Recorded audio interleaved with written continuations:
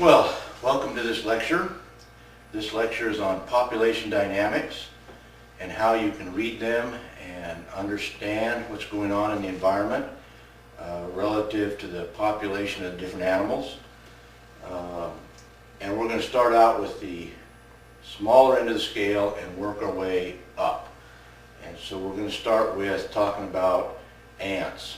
Now, a lot of times as you walk across the desert, you'll notice that you'll get into an area that has a lot of ants.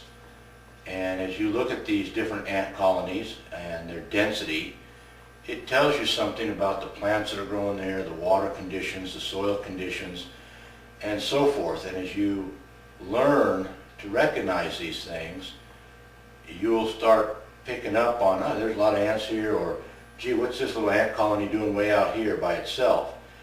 And it's telling you things about the environment that you can really only learn by experience. They're not scientific in the sense of hard numbers or something. They're more of a soft, fuzzy kind of knowledge, what I like to refer to as artistic rather than scientific.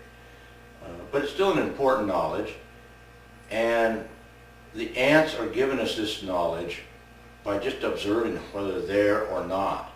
And it's the same thing with the rodents. The rodents need a little more, an environment that's better. The ants can survive in an area that's pretty stark, really, and thrive even. Whereas a pack rat needs a little bit more water, a little more vegetation, and he's got an area, maybe an acre, about the size maybe an ant colony, not much bigger, but it's different. And that's where you have to understand that he needs different things. And so you have a pack rat nest, it actually tells you something about that area. It tells you that a pack rat nest can live there and thrive there, and oftentimes you can look at that nest and say, you know, this nest has been here a long time, or it's a new colony, something relatively new, so that that population has expanded into this area, or it's one that's been there a long time and tells you something about the stability of the local environment. Another thing as we move up into the size of the environment and what an animal can tell you is we get into like the jackrabbits. Now the jackrabbits, a jackrabbit might take up 40, 50 acres. And he's pretty close, he's pretty good with mingling with other jackrabbits. So if we have an environment that you have a lot of jackrabbits, a lot of times if we have say this is a mountain ridge along here, and these are the different canyons coming off the side. Along here we got these different canyons coming off. And of course we have the same more or less on this side coming down. This would be the back side of the mountain. We're talking about this side. And we'll draw this along here, let's say, is our bedrock. This is a mountain, and this is the part of it that's mostly bedrock. And then we have the alluvial fans coming out from here that fan out. And this would be fill in here. Well, your cottontail and your jackrabbits utilize this area very different. Your jackrabbits will be way out here, and each one of these has, say, a 40-acre area that overlaps. Every jackrabbit has this little area. And they're going to be concentrated along this alluvial wash where the main channel is, because there's more water, more shade, and more greenery. So they're going to be more concentrated along here. And at some point, jackrabbits just don't go any farther than this. They really don't get up into the rocks. So their population is going to be set kind of like this, with each one of these circles representing an area of a jackrabbit's life. That's what he lives in. But interesting enough, again, this is common, not always, but common. The cottontail rabbit actually likes to live a lot of times up on the stony mass of the mountain, and particularly lower down. And it depends on the mountain, and some mountains have soil moving up further up into them, and some are very sharply divided. But For the sake of an example, we're going to use a sharply divided one, and you'll have cottontail rabbits that have an overlapping right along here. It'll just overlap right along the base of this mountain with cottontail and jackrabbit will overlap right along the base. And in some areas, the cottontail might move further up where there's only cottontail and not jackrabbit, and vice versa.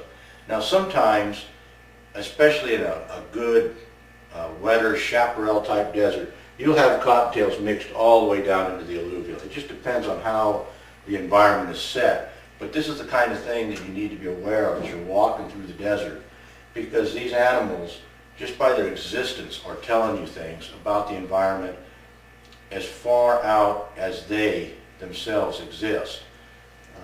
Now, you start putting in the next layer on this, let's say a coyote. Well, a coyote might want to hunt a lot of this up and down here. You might find that this is a good place to hunt, and he hunts down in here, and these are where his hunting focus is. He hunts in that area a lot more than, say, out in here. There's jackrabbit there, and he will go there, but it's not his primary place. It's not the place that he hunts the most.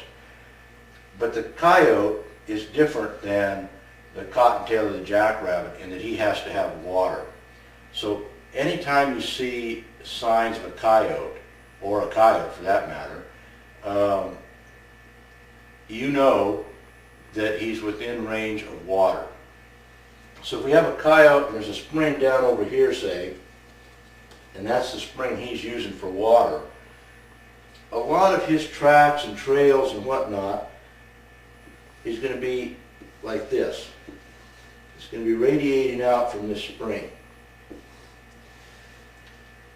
And if you get to a place where, like say, this alluvial has a cliff face that he cannot maneuver, then his trails going here will come down and around, and there'll be a focus point right here of his activity. And if you start knowing these kind of things, you say, well, here's a coyote, here's the places he can go, here's the places he can't, I found more rabbit sign here. You start putting together the environment further away than just the place where you're standing. You have an idea of what's going on further away, and that's what these animals and their sign and their track is telling you constantly as you're walking across the desert. Say you were coming up to here, you're going to think, you know, I'm seeing coyote track that's cutting sideways and not going up the wash. There's got to be a reason for this. Now, it may be water, it may be a better hunting ground over here, it could be a number of things, but it's something to start thinking about. And then as you're looking forward to this, knowing the environmental change that's coming up, you want to be aware and say, okay, I'm seeing cottontail or I'm not seeing cottontail in this lower area. When I get up to here, do I start picking up cottontail sign? And if I do, then I have some idea of why these tracks are going like this, as opposed to maybe going straight across. So these are the kind of things that the presence of the animal actually tells you. And even birds, which can range oftentimes many, many miles, would seem to have no information in their presence. Quite the opposite is true. Because they can range so far, you have to ask yourself, well, if this bird can be anywhere, why is he here? Is there a seed source? Is it a safe area? There could be any number of reasons.